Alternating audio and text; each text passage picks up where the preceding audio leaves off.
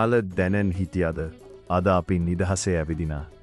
හිත නිදහස් කරගන්න යන ගෝල්ෆේස් එහෙමත් නැතිනම් ඩාලුමුවදොර ඔය කතාව මෙච්චර සරල එකක් කියලා. 1860 දශකයේ මෙතන හදන්නේ විනෝදාංශයට නෙවෙයි. බ්‍රිතාන්‍ය ආණ්ඩුකාර සර් හෙන්රි ජෝර්ජ් වෝඩ් යටතේ මෙය නිර්මාණය වූ වකි.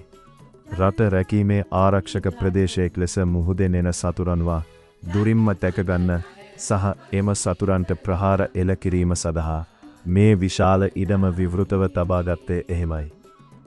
නමුත් කාලයත් එක්කම් මේ වාතාවරණය වෙනස් වෙන්න පටන් ගත්තා.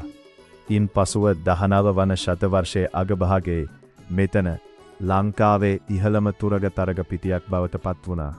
සුදු ඇඳුම් අඳින බ්‍රිතාන්‍ය නිලධාරීන්ද අශ්වරථ වලින් පැමිණෙන උසස් පන්තිය නියෝජනය කරන්නන් වූවා. ආරාධනා ලැබුණු වංශවත් අය විතරක් මෙතනට පැමිණුණා. තරගා පටන් ගත්තාම් අශ්වයන් පියාඹනවා වගේ දිව යනවා.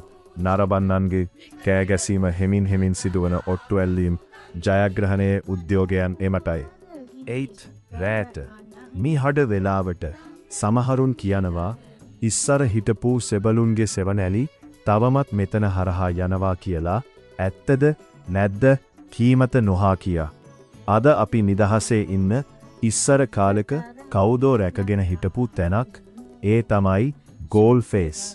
තවත් මේ වගේ වැදගත් තොරතුරු දැනගන්න අපේ YouTube channel එක subscribe කරන්න.